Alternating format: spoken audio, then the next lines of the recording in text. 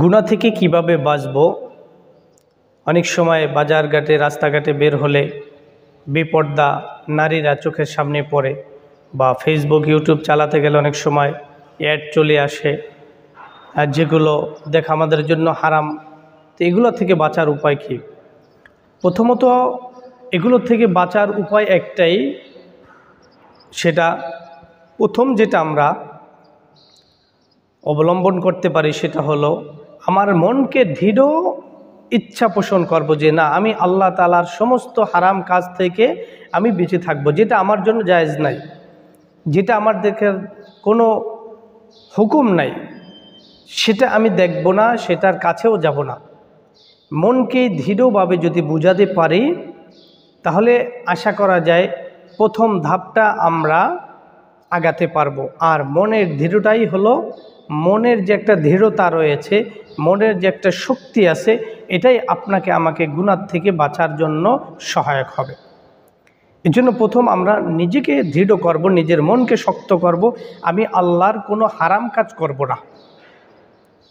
দ্বিতীয়ত আল্লাহ রাব্বুল আলামিন কোরআন কারীমের মধ্যে ইরশাদ করেছেন সূরাতুন নূরে, কুল্লিল মুমিনিনা ইয়াগুদ্দু মিন আবসারিহিম ওয়া ইয়াহফাযু ফুরুজাহুম, যে তোমাদের চোখকে অবনত রাখো এবং লজ্জাস্থানকে হেফাজত করো।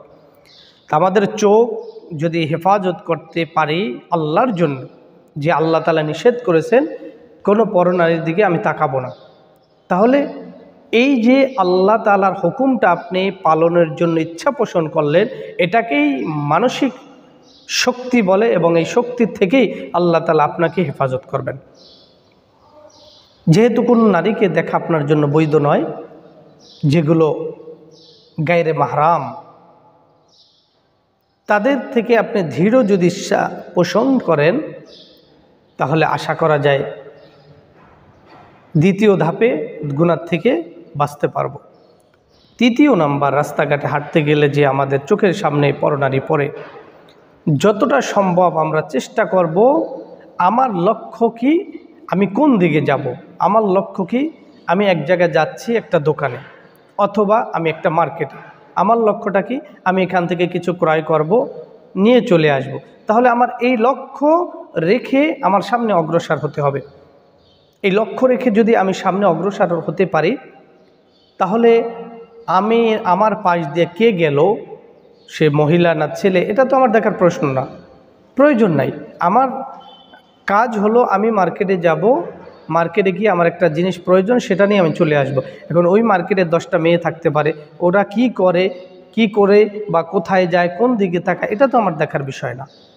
যদি এরকম আমরা চলতে পারি তাহলে তৃতীয় নাম্বার, এটাও আমরা গুনাহমুক্ত জীবনের একটা উপায় হবে। এরপরে মানসিকভাবে, মানুষ হিসাবে যে আমাদের একটা আত্মা রয়েছে, যে আত্মাগুলো, নফসগুলো মানুষকে গুনার দিকেও ধাবিত করে, আমলের ভালোর দিকেও ধাবিত করে।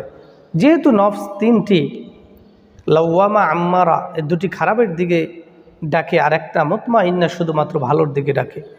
তো এই বিষয়ে যদি আমরা দৃঢ় হতে পারি তাহলে দুটি যে নফস যা মানুষকে খারাপের দিকে ডাকে, আশা করা যায় এই দুইটা একটার কাছে পরাজিত হবে, মুতমাইন্না জিতে যাবে। আর যার মুতমাইন্না জিতে যাবে সে সফল কাম হবে এবং সমস্ত গুনাহ থেকে মুক্তি পেতে পারবে। এই জন্য পরনারী আমার জন্য হারাম, সেটা রাস্তাঘাটে হোক, ঘরে হোক, বাহিরে হোক, যেখানে হোক, এটা আমি দেখব না। কারণ আল্লাহ আমাকে নিষেধ করেছেন, আমার চোখকে হেফাজত করতে বলছেন। আমি যদি আল্লাহর হুকুম মানতে চাই তাহলে এগুলো আমি দেখতে পারবো না। ব্যাস এতটুকু চিন্তা করলে আমরা এই অপরাধ থেকে, গুনাহ থেকে বাঁচতে পারি। আর আমলের ক্ষেত্রে বেশি বেশি ইস্তেগফার করা, বেশি বেশি জিকির করা, তাহলে ইস্তেগফার এবং জিকিরের মাধ্যমে মানুষের অন্তর যেমন পরিষ্কার পরিচ্ছন্ন হয়, গুনাহ যা কিছু থাকে এটাও ইস্তেগফারের মাধ্যমে আল্লাহ তাআলা মুছে দেন। এজন্য আসুন এগুলো আমল করার চেষ্টা করব, তাহলেই আশা করি আমরা এগুলোর থেকে বেঁচে থাকতে পারবো।